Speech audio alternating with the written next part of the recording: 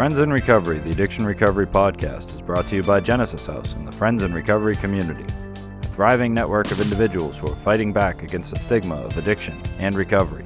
Join your hosts, the Podfather, Jersey Ed, Miss Meg, as they break the silence and speak up about the real issues of addiction, treatment, and recovery. Friends in Recovery, the Addiction Recovery Podcast, is available on Facebook, Podbean, iTunes, and YouTube, 24 hours a day, 7 days a week. Now, here are your Friends in Recovery. Hey, everybody. Welcome to Friends in Recovery Podcast. I am the Podfather, Mike Miles. and I am Miss Meg here. Miss Meg. What's up, guys? And I'm Jersey Ed, Corona'd in my garage. Yes, you are. Guys. I miss Thank you God. guys. Thank And you. we also have the producer extraordinaire. We have Sweets on the microphone over there. I am in the background. Is he on the microphone? He's sitting on it? I'm on it. He's on. He's got a. So he must be small. He's got I a. am. Very, very, very Oh, small. We'll keep Tiny little everyone guy. guessing. Right. Yeah. He is short, though. I got to say that. Are He has to look up to look down. Sweet, are you evaluating all those emails that you're getting of the pictures of you? Yes. Yes. Good. Keep them coming, guys. Well, That's you want right. to Keep those pictures coming.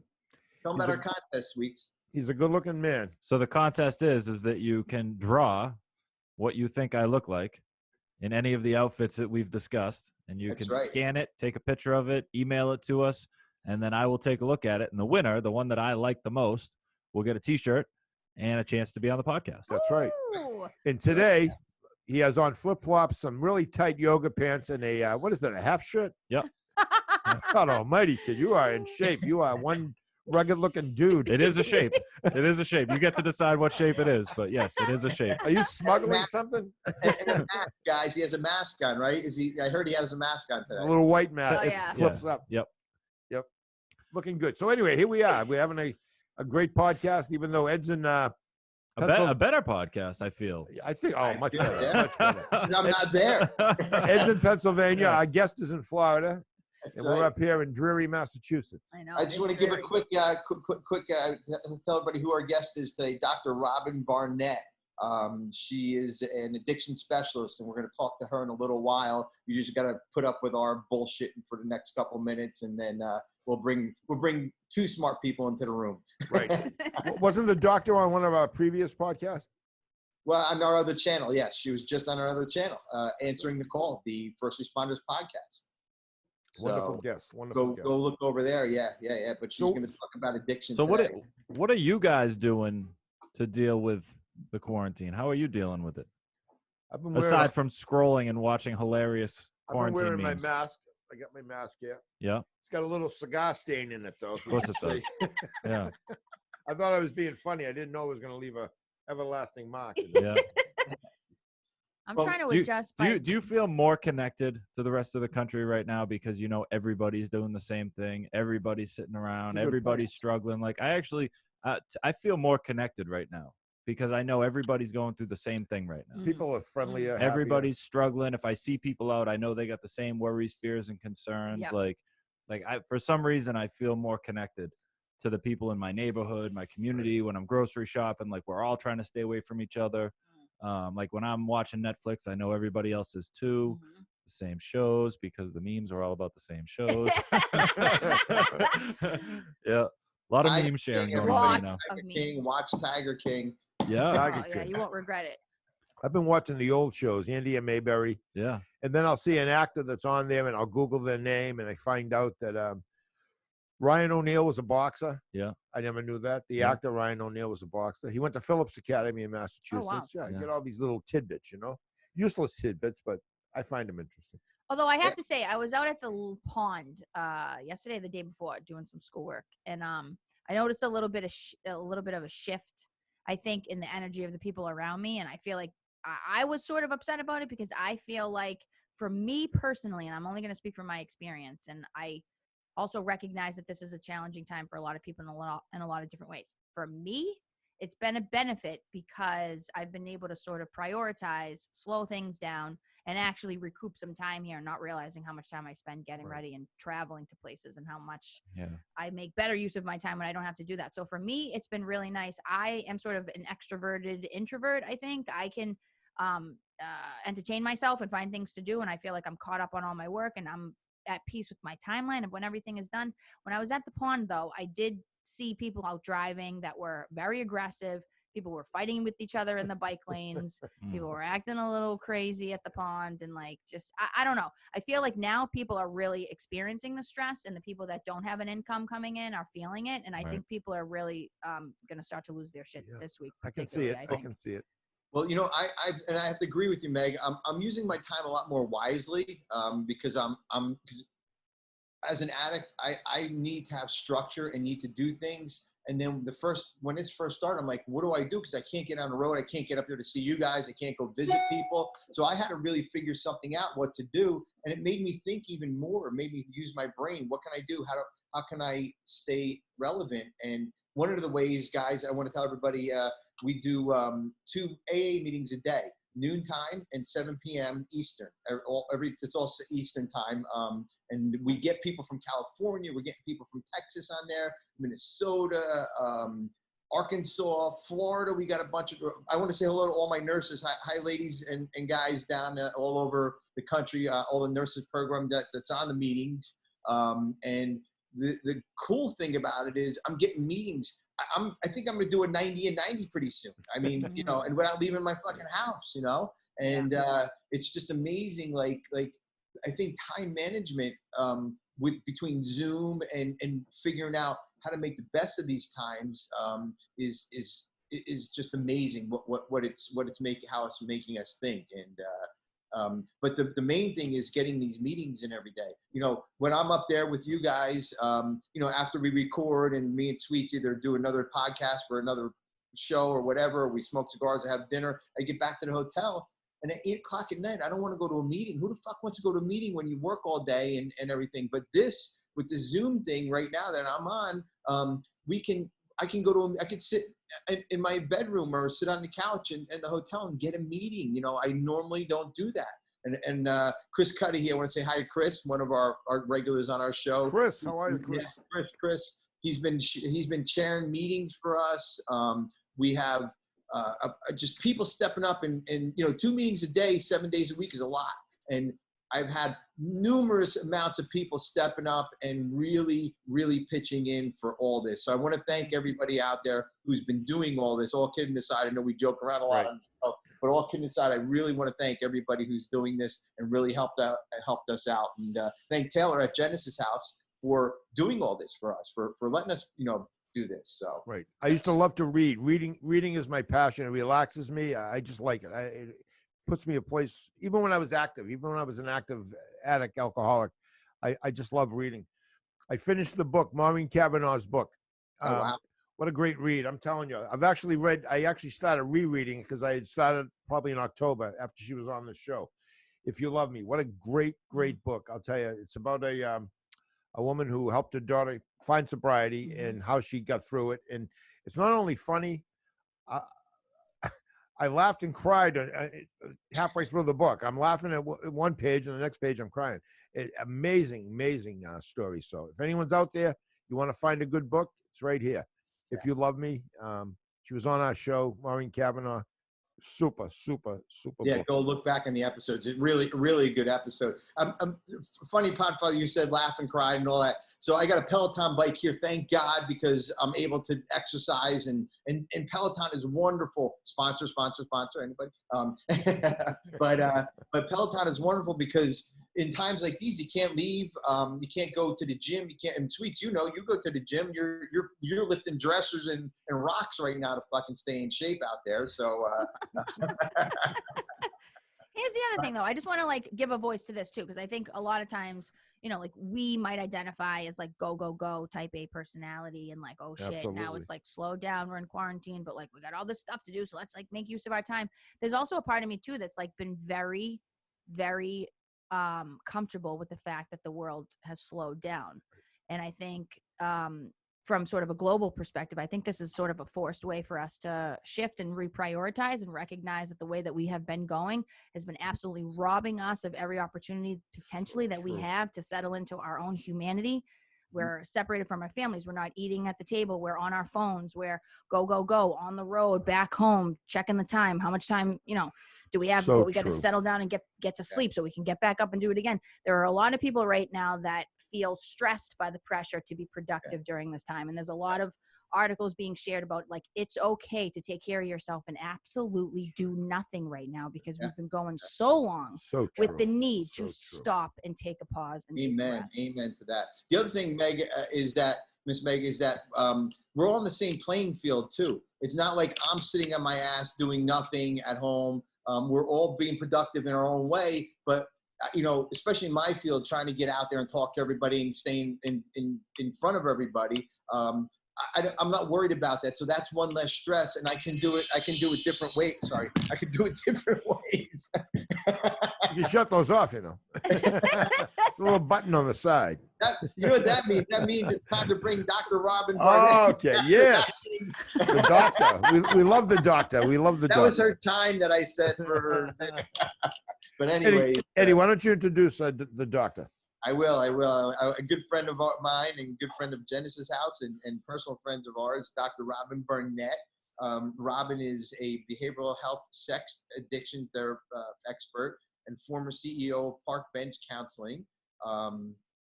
She was inspired firsthand experience with her brother because he was on a downward spiral from drugs and alcohol, and she kind of changed gears in life to become who she is today, a very, very smart woman as far as the field of addiction goes, and a lot of other things too.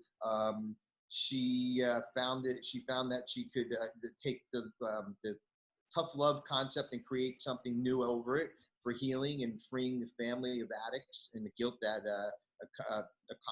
accompanies that.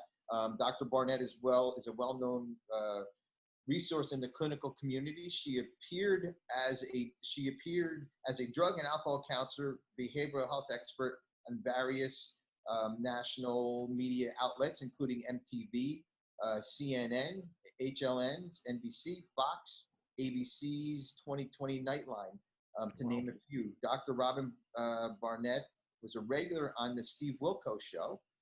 That's NBC Universal sitcom as their substance abuse expert. Robin also holds a doctorate in human services administration and master's social work.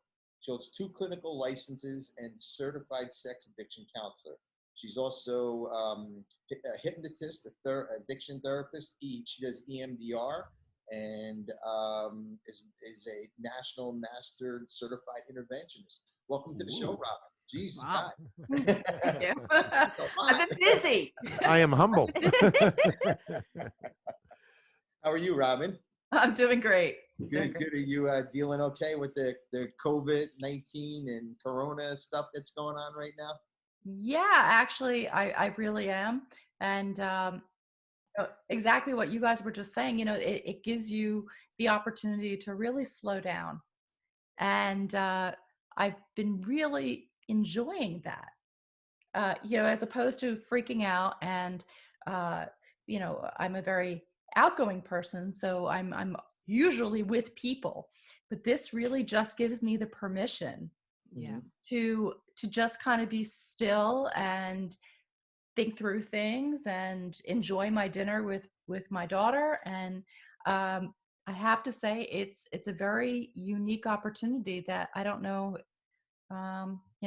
when I'll ever have this chance again to be able to do this. And someone say, it's okay for you to do that. As a matter of fact, it's good for you. Yeah. That is so true. That is so true. So, yeah, it's been insane. And how is your clients dealing with all this stuff, Robin, as far as, I'm sure I'm guessing you're still in private practice and still doing a couple different things.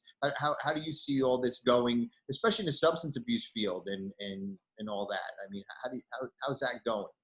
Yeah. I'm seeing it go 2 ways, Ed.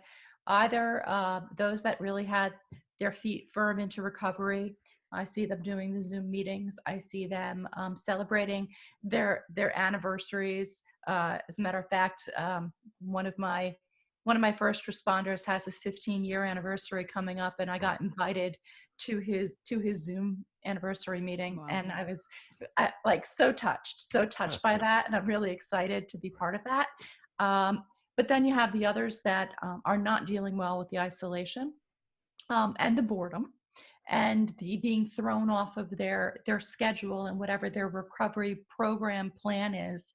And unfortunately, we're seeing a lot of relapses as well. Yeah, that's gonna be That's the a good problem point. with lapses in the future. Yeah.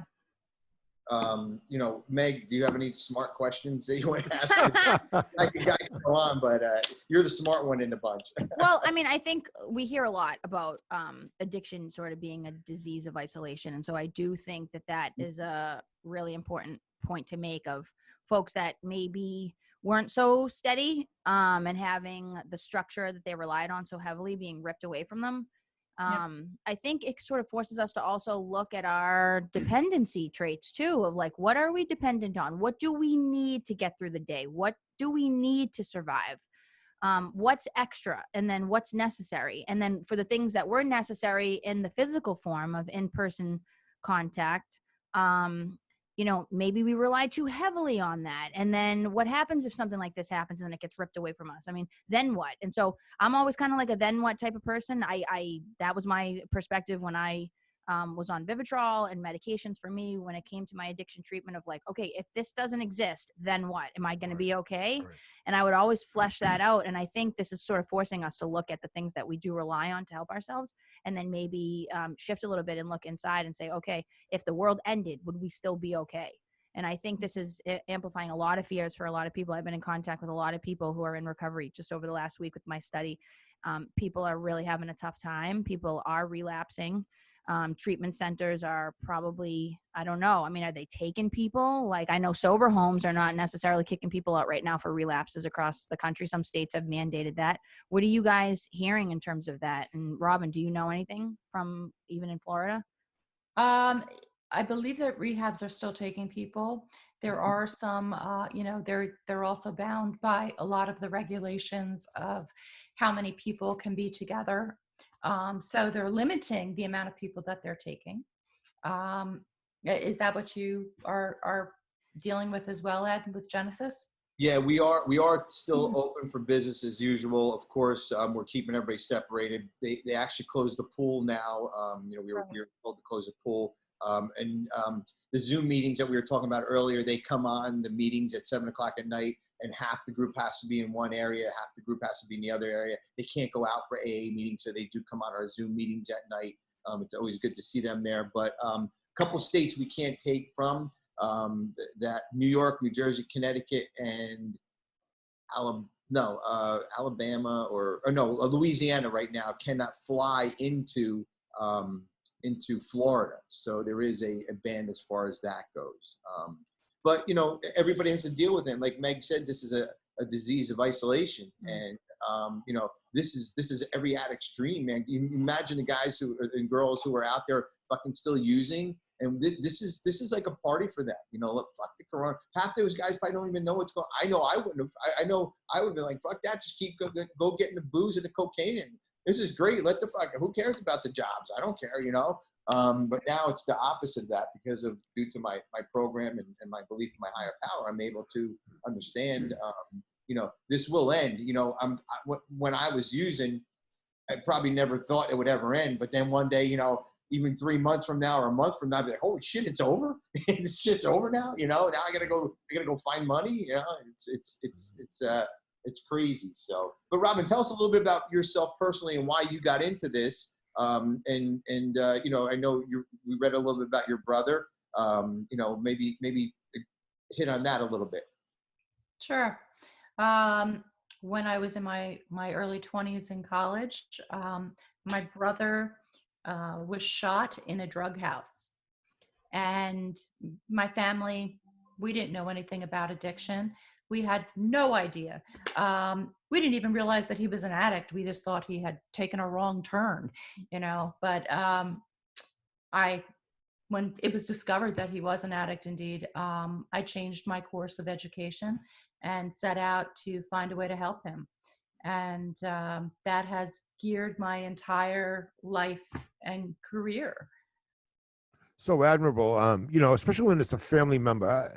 I've been helping people for many years with substance abuse problems.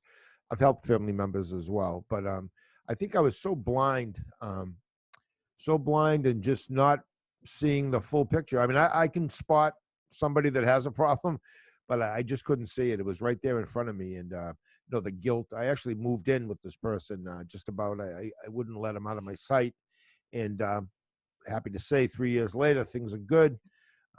As a result of Genesis House, Eddie, Jeff Zeisel, people that I call, friends of mine that said, "Hey, you need to get away. You need to get out of it. You're too close." And I didn't want to hear that because, I mean, as a dad, I'm a good dad.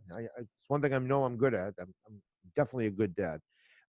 But I was loving him to death, and I just was enabling and just not seeing the big picture. So I think to be able to have a success like you have had, Doctor, with your brother, it's gotta not only make you stronger, it probably helped your family a lot too, because it's just so hard nowadays to get somebody to see themselves, as they are and as they could be if they got help.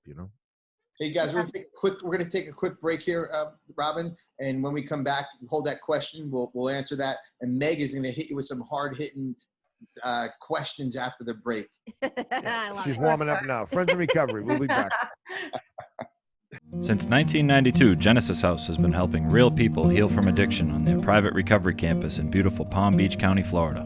Their family-owned program is accredited by the Joint Commission and offers detox and dual diagnosis treatment in a comfortable and confidential setting. At Genesis House, they focus on treating the underlying causes of addiction. Their comprehensive approach includes psychiatric care, individual and small group therapy, trauma healing techniques, and holistic care including yoga, massage, and animal-assisted therapy. After treatment, their clients enjoy the lifelong support of a nationwide network of Genesis House alumni. Call Genesis House today at 1-800-737-0933 to speak with someone who understands. Visit them on the web at www.genesishouse.net. It's time to start your journey to a long and successful recovery. Welcome back to the Friends in Recovery Addiction Recovery Podcast. We want to thank our sponsor, Genesis House, for supporting this show, along with individuals in recovery and the people that love them. Friends in Recovery Community of Support holds events across the country sponsored by Genesis House in Palm Springs, Florida, Marlton, New Jersey, Newtown, Connecticut, and Brooklyn Park, Minnesota. The Friends in Recovery Addiction Recovery Podcast is powered by your likes, follows, subscribes, and shares. And please be sure to do us a favor and leave us a 5-star review. And now, here are your Friends in Recovery. Hey everybody, welcome back. Friends in Recovery Podcast. I am the Podfather. And I am Miss Meg. And we got Jersey Ed down in the garage. Not in Jersey though. Jersey Ed's not in Jersey. He's in Philly. I'm outside of Philly in an undisclosed garage. I just walked into the garage and broadcasting you live from somebody's garage. We want to do our podcast pick of the week. Jersey. You want a drum roll? Do you want a drum roll for that? Drum roll, sweets, and do a little other sounds there. So yeah, do it. Bing bang, a couple of cymbals. All right, we got it. So Jersey Ed's podcast pick of the week is Family Secrets. This one was brought to me by Meg. Miss Meg texted me, "You gotta use this one." And I listened to it. I'm kind of hooked to this one. This is a pretty good one. Hosted by Dani Shapiro. We all have them. Family Secrets. Host Dani Shapiro and her guests explore astonishing family secrets and uncover extraordinary lessons the truth can tell. Crazy stories, Jersey Ed says. Find it where you find all your podcasts, where you get your podcast from. But Meg got me hooked on it, and last time I was up there, I was listening to them all the way down, and there's some crazy stories on this, and about everything, addiction, you name it, it's on there. So, Family Secrets, Jersey Ed podcast pick of the week. I love it. Good job, Ed. Back to the studio. Live and in person. Yeah, we have Dr. Barnett on our show today, and Doctor, how you doing today? Doing great, thanks. A big smile on your face. You look happy. You look content. I am happy. It's a great day. I have a question for you, Robin. I was talking with a client the other night. And she's been doing her AA meetings online. Mhm. And she's very active, and she takes a lot of personal responsibility to be active in her meetings, and sort of goes back to the motto of like, you get what you put in, and she puts in the work. And so she reaps the benefits. She made a comment to me about how people can sort of, and Ed brought this up, and Ed brought it up as being a benefit. This is sort of the flip side of it. And I'd like to get your thoughts about sort of being a little bit more passive in meetings or these online virtual support groups or whatever, where, yeah, okay, I went to an AA meeting, but really I was laying in bed and I was lying down and my eyes were closed and the screen was shut off and I wasn't active, but I did listen. So I did go to a meeting. How do you think the paradigm is going to shift in terms of taking a level of responsibility here to keep ourselves safe and sober, and what that is going to look like? Wow. Well, What was your um, experience you have to put together? yeah, my guess is that if they are laying in bed with the camera off and half listening and half participating, it's going to impact their recovery. Absolutely. You know, you have to stay diligent, even though our mediums have all changed and our interaction has changed. The somewhat sedentary lifestyle that we're all experiencing is also a great time to do real soul and heart work. It's a great time to work the steps. It's a great time to get into your big book. It's a great time to start working on some real awareness of yourself and how your disease has affected your environment and your family and the people around you. It's a great time to connect with them because we all have time now. You know, so using that time as opposed to laying in bed and half-heartedly doing a meeting, you know, we can all just, you know, act as if. Yeah. But unless you're actively participating, I don't know if it's really doing you very much good. Doctor, I have a couple questions. I'll start with this one. What do you think of narrative therapy, journaling, as a method, I guess, to help you get sober or to help you just get through life on a daily basis? That's question one. I love journaling. Like I really love journaling. But I love journaling as an addition to somebody's already established program and way of doing things. You know, you don't want to get too much into yourself where your journal becomes your best friend and it's the only person that you're sharing with. Right. The only thing you're sharing with. But journaling also adds a level of introspection and the ability of what I love about a journal is that you can go back to the journal at a future point in time and you can see how far you've come Right. or not come.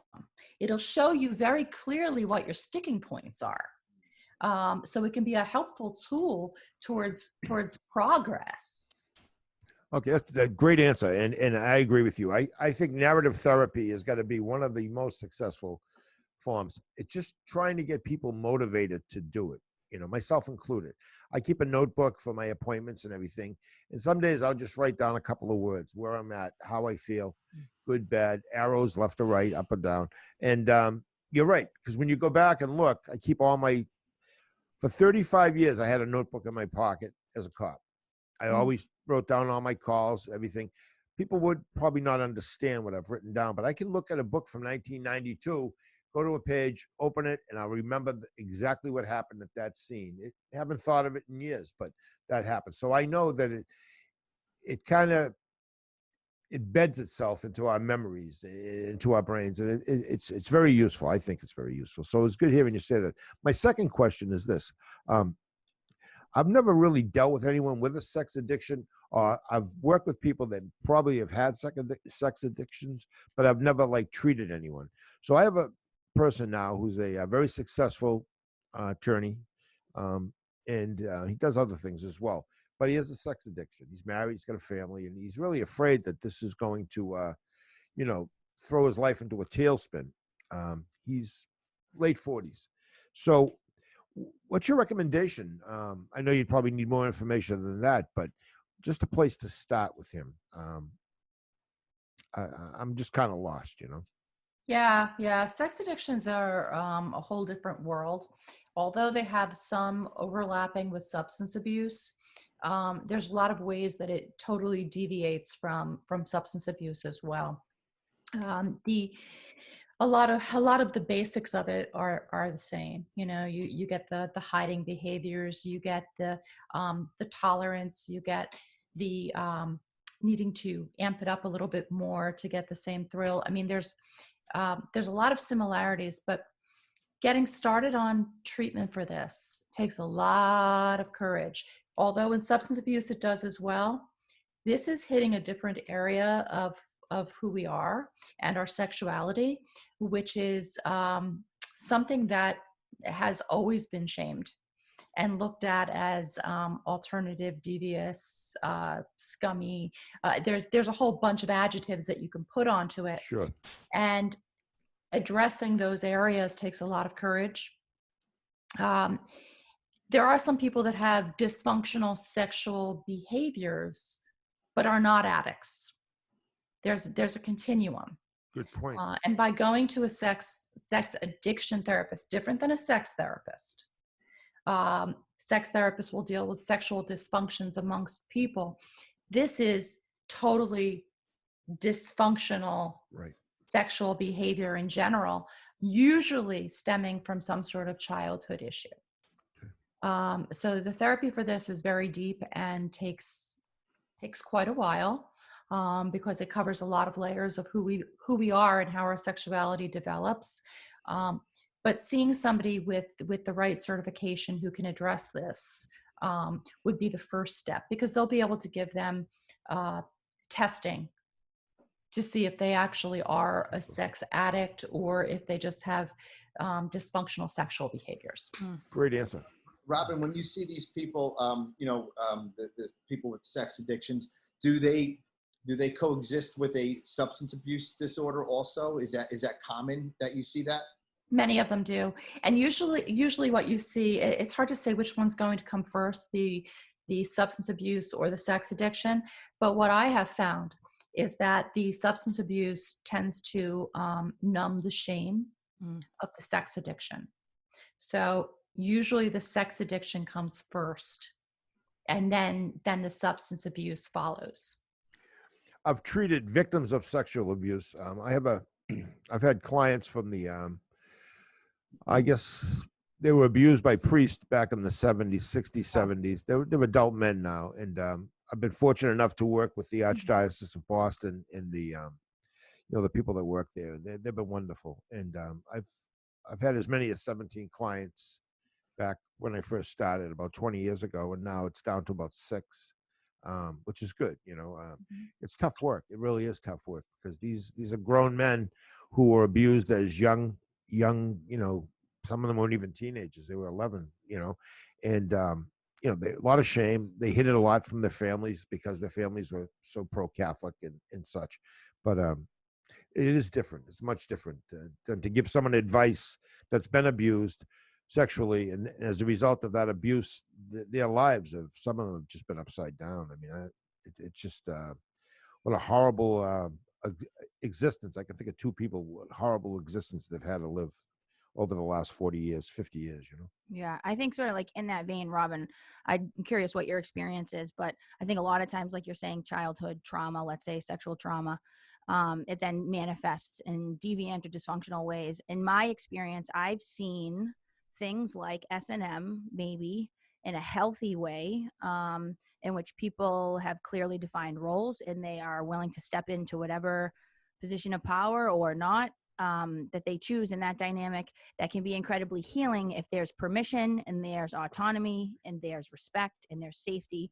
Do you see that often in your practice, of people using something like that to recreate the trauma but in a healing way? And what are your thoughts about that being a particular style of treatment? Because I know it's pretty controversial. I would say for a true sex addicted person, that would not be recommended. One of the things that is very, very common in sex addiction is trauma recreation. And it's not necessarily in the way that this happened to me, so this is what I'm going to do. It's usually some sort of morphed portrayal of it, such as, I'll give you an example, somebody that was raped, a male that was raped by a man as a child, grows up, is actually heterosexual. However, tends to have affairs with transsexuals because he's heterosexual, so they appear as a female, but it recreates the trauma of being raped by a man. Got it. And those types of riddles really are part of what sex addiction therapists do.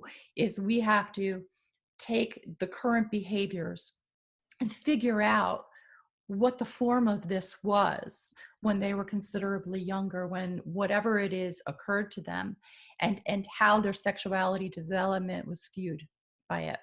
And through that process, you find out how to help the person. So something like a controlled S&M would definitely not be recommended, because once you're recreating that trauma, it becomes redundant. Yeah.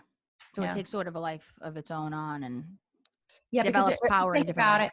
It's kind of like saying that a substance abuse addict, well, if you're a heroin addict, you can drink. Can you? No, because an addiction is an addiction is an addiction. So if you're going to take someone who's been traumatized by sex abuse and put them in a situation of, well, this isn't that, so it should be okay, it just doesn't work. Guys, listen, real quick, Robin, we have to wrap it up here, but can you tell everybody how to get a hold of you, just in case this is a topic that they are dealing with? Maybe they just want to reach out to somebody and they don't know who. Here, we have an expert right here that can either direct you or help you out.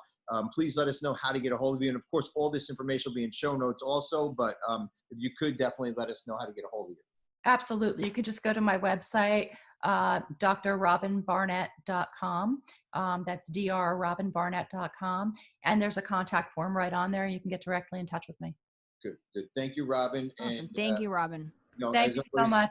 It was always great having you on, Robin. You're a wealth of knowledge, and I think we're going to be pulling you in a little bit more for maybe an expert on our show. So anytime you need me, I'm here, Ed. You know that. You're the best. You're wonderful. We love you. Thank you, Doctor. Thank you, Robin. Stay safe.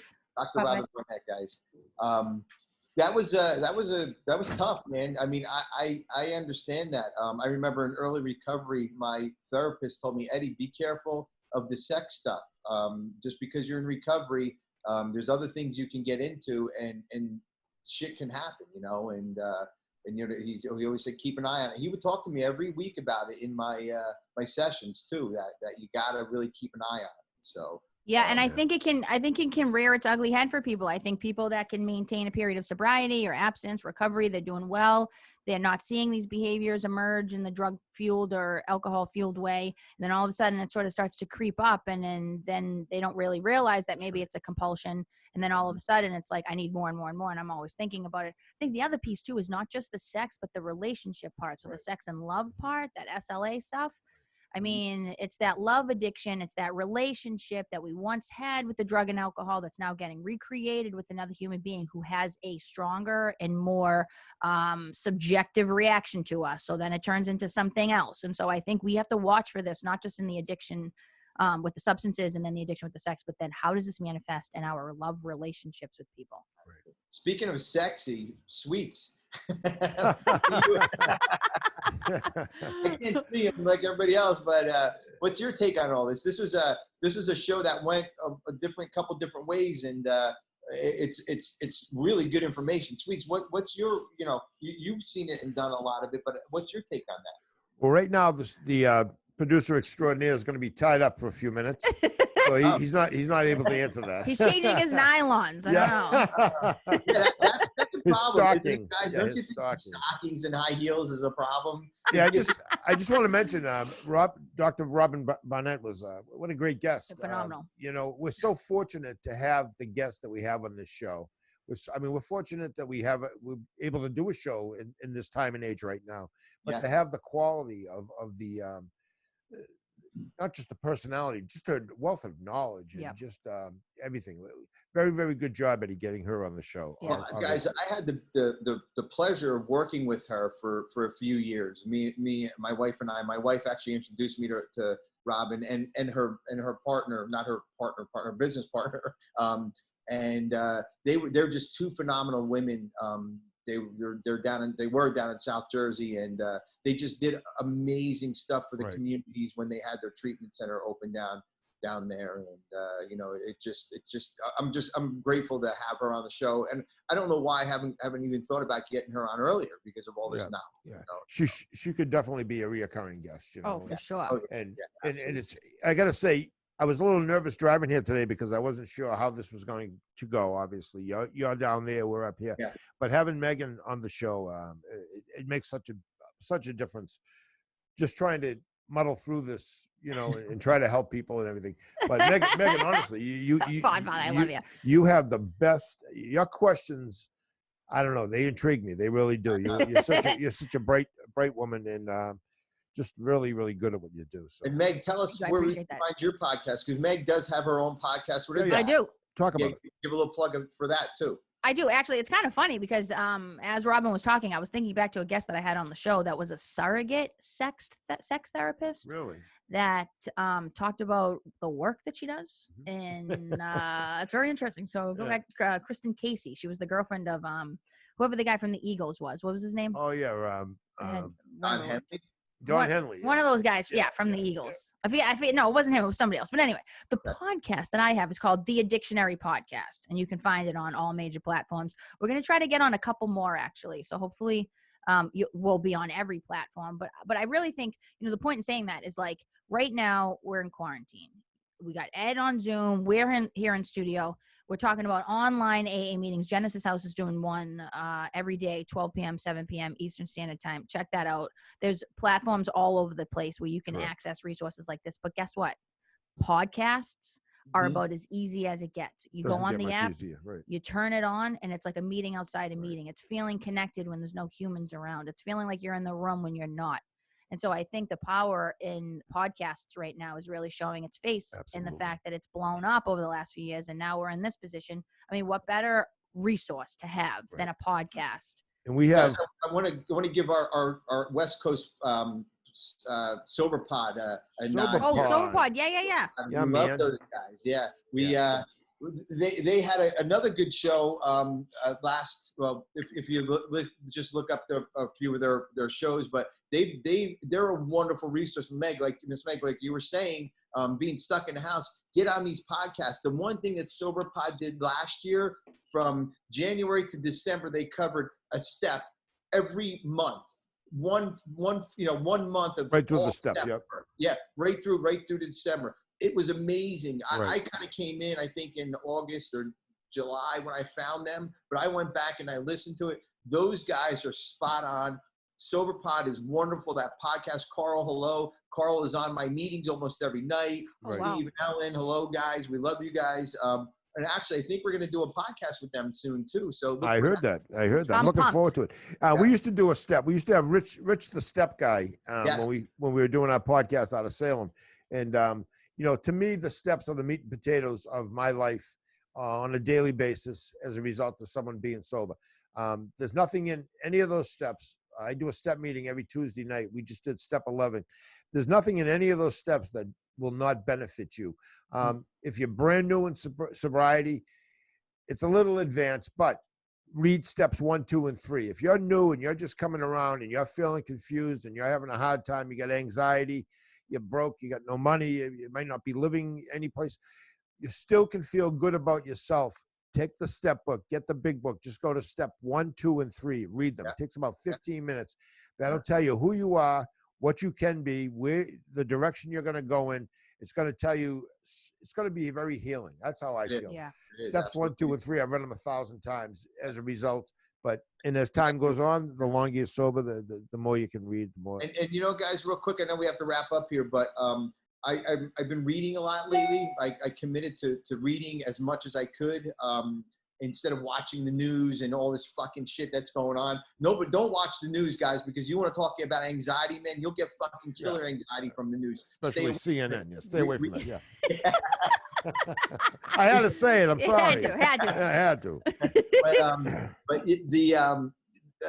I've been reading a lot of business books. I love reading about business. And I figured out why yesterday on my meeting, on the 7 o'clock meeting last night, business is based around the 12 steps. If you think about it, you got to be nice. You got to communicate. You got to make amends when you did something wrong. You got to, help people. You got to, that's what business is. Right. So I have these stack of books that I read already. And I'm like, what do I like about business? I enjoy business. I enjoy, working for Genesis House and figuring the business piece out of it. But I think I'm drawn to it because it really is the 12-step.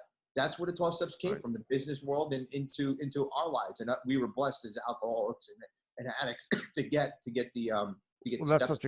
such a great point. Hey, listen, Friends in Recovery podcast. We're here for you. You can contact us.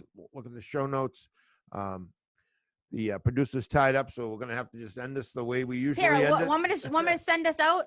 Yeah, do it. Send us out. Yes, please, All please. right, let me just say real quick. This is going to be the year of the nurses. Okay, they're already saying that. So let's give a big thank you to all of the people that are on the front lines for real. They're the ones not getting the breaks. They're the ones that are not enjoying what we're able to enjoy right now. So props to them. And we see what you guys are doing, blood, sweat, and tears, and we appreciate it, especially the people that are ill. Follow us on Instagram, Facebook, YouTube. Don't forget to subscribe, like, share, and tell one person about our show that you think could benefit from it, which I think is freaking a lot of people. It's the best. I love it. I love it, you guys. We love you. Yeah, thanks, Miss Meg. You add a lot to our show. We really appreciate it. Certainly do. Friends in Recovery podcast. Stay safe. Stay safe, you guys. And stay sober, everybody. Stay sober. There you go. That concludes this episode of Friends in Recovery, the Addiction Recovery Podcast. Thanks to Genesis House for supporting those on the path to recovery and for keeping this valuable resource free for our Friends in Recovery community. Follow us on Facebook for past shows and updates. If you're interested in becoming a guest on the show, email us at help@friendsinrecoverypodcast.com. If you can't get enough of Mike the Podfather and Jersey Ed, you can catch them on Answering the Call, the First Responder podcast, available on Facebook, Podbean, iTunes, and YouTube.